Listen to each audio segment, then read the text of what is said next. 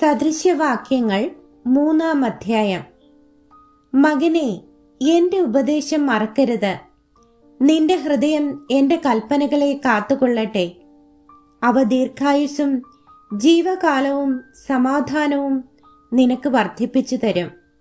ദയയും വിശ്വസ്തതയും നിന്നെ വിട്ടുപോകരുത്. അവയെ നിന്റെ കഴുത്തിൽ കെട്ടിക്കൊള്ളുക.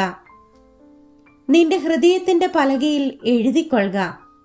അങ്ങനെ നീ ദൈവത്തിനും മനുഷ്യർക്കും ബോധ്യമായ ലാവണ്യവും സൽബുദ്ധിയും പ്രാപിക്കും. പൂർണ്ണ ഹൃദയത്തോടെ യഹോവയിൽ ആശ്രയിക്കുക. സ്വന്തം വിവേകത്തിൽ ഊന്നരുത്. നിന്റെ എല്ലാ വഴികളിലും അവനെ നനച്ചുകൊള്ളുക. അവൻ നിന്റെ പാതകളെ നേരെയാക്കും. നിനക്ക് തന്നെ നീ ജ്ഞാനിയായി തോന്നരുത്. യഹോവയെ ഭയപ്പെട്ട് ദോഷം വിട്ടുമാറുക. അത് നിന്റെ നാഭിക്ക് ആരോഗ്യവും അസ്ഥികൾക്ക് തണുപ്പുമായിരിക്കും. യഹോവയെ നിന്റെ ധനം കൊണ്ടും എല്ലാ വിളവിന്റെയും ആദ്യ ഫലം കൊണ്ടും ബഹുമാനിക്ക. അങ്ങനെ നിന്റെ കളപ്പുരകൾ സമൃദ്ധിയായി നിറയും.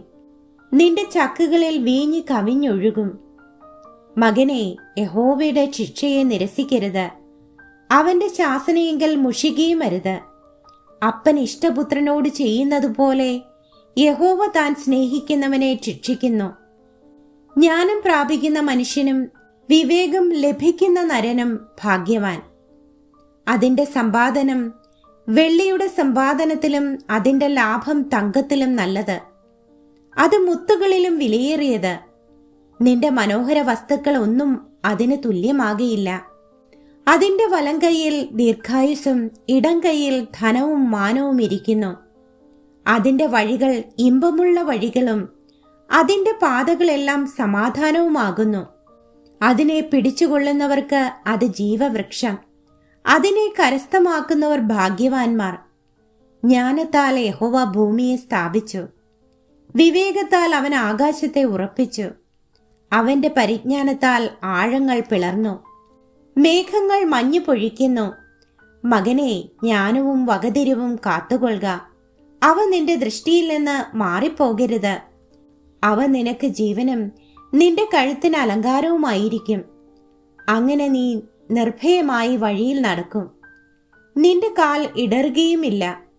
നീ കിടപ്പാൻ പോകുമ്പോൾ നിനക്ക് പേടിയുണ്ടാകുകയില്ല. കിടക്കുമ്പോൾ നിന്റെ ഉറക്കം സുഖകരമായിരിക്കും. പെട്ടെന്നുള്ള പേടി ഹേതുവായും ദുഷ്ടന്മാർക്ക് വരുന്ന നാശനിമിത്തവും നീ ഭയപ്പെടുകയില്ല.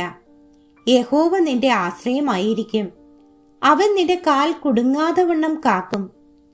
നന്മ ചെയ്യുവാൻ നിനക്ക് പ്രാപ്തിയുള്ളപ്പോൾ അതിന് യോഗ്യന്മാരായിരിക്കുന്നവർക്ക് ചെയ്യാതിരിക്കരുത്. നിന്റെ കയ്യിലുള്ളപ്പോൾ കൂട്ടുകാരനോട് പോയി വരിക, നാളെ തരാം എന്ന് പറയരുത്. കൂട്ടുകാരൻ സമീപേ നിർഭയം വസിക്കുമ്പോൾ അവന്റെ നേരെ ദോഷം നിരൂപിക്കരുത്. നിനക്ക് ഒരു ദോഷവും ചെയ്യാത്ത മനുഷ്യനോട് നീ വെറുതെ ശണ്ടയിടരുത്. സാഹസക്കാരനോട് നീ അസൂയപ്പെടരുത്. അവന്റെ വഴികൾ ഒന്നും തെരഞ്ഞെടുക്കുകയും അരുത്.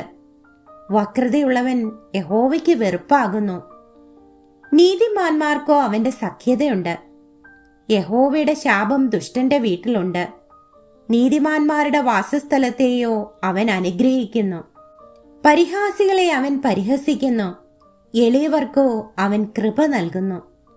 ജ്ഞാനികൾ ബഹുമാനത്തെ അവകാശമാക്കും. ഭോഷ്യന്മാരുടെ ഉയർച്ചയോ അപമാനം തന്നെ.